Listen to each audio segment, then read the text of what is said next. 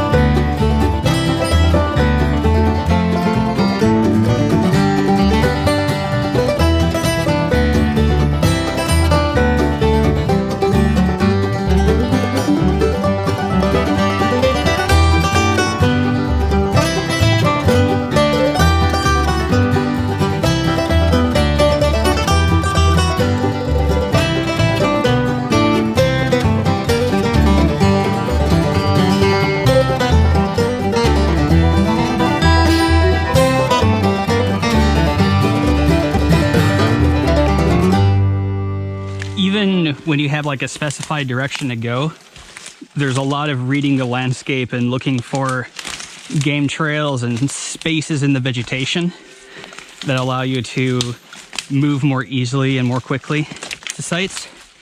I'm never particularly fast in the forest. Like when there are places to step, I tend to be very, very cautious with how I walk and where I put my footing.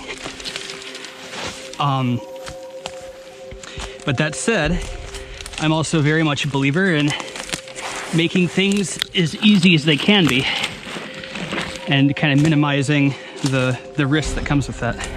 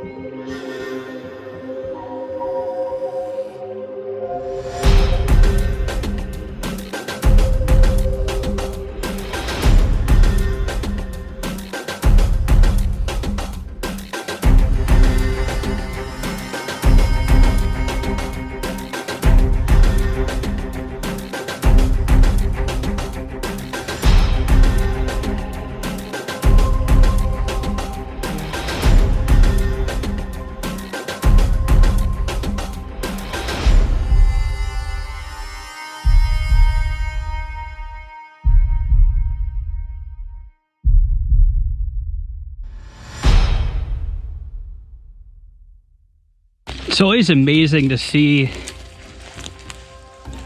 old growth trees in some form or another. This one unfortunately deceased, lying on the ground. But just look at all the burn marks throughout that tree. This thing is easily as wide as I am tall. Just serving as the launch point for all this vegetation. Ferns going off and little bushes and all this stuff. You really begin to see the amount towards which nature recycles things in the rainforest. And you see any of these dead trees, and almost immediately it's going to be occupied by all sorts of plant life and other things. Just pretty amazing.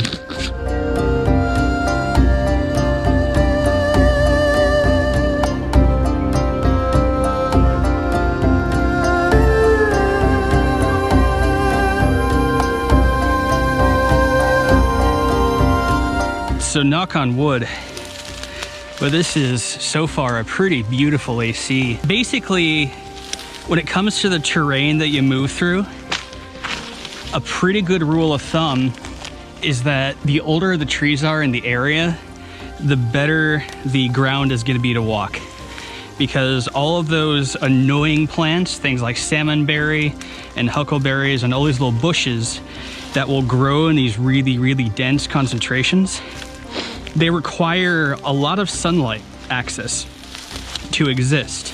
So when the old trees disappear, that shades so much of the area, those smaller plants just start going crazy, competing for all the sunlight with each other and just creating this super tangled, thick mess. Now, once you have those older trees that shade so much of the landscape, then it's a different story. There's a lot less light available, and as a consequence, those really annoying plants can't take hold, and so you have lots of nice ferns to hold on to and grab, keep you stable as you're moving through it. I so much prefer those areas.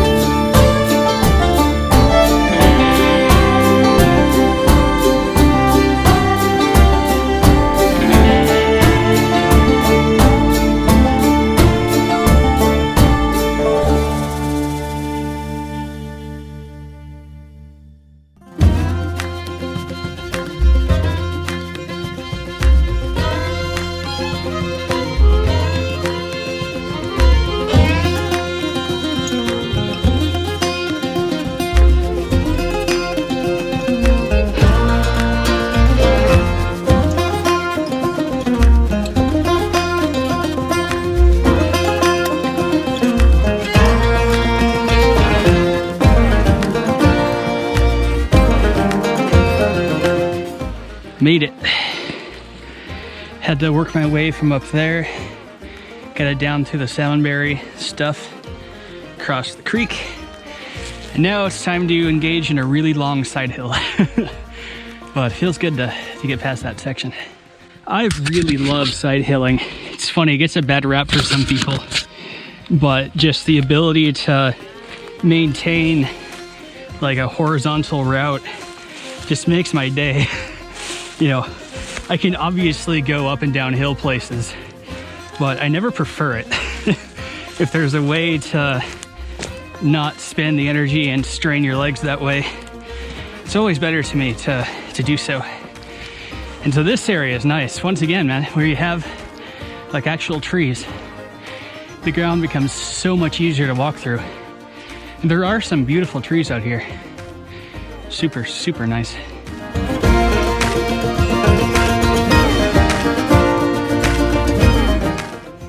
Going over a pretty sizable log here. Just kind of fine footing. Ooh, it's kind of slippery.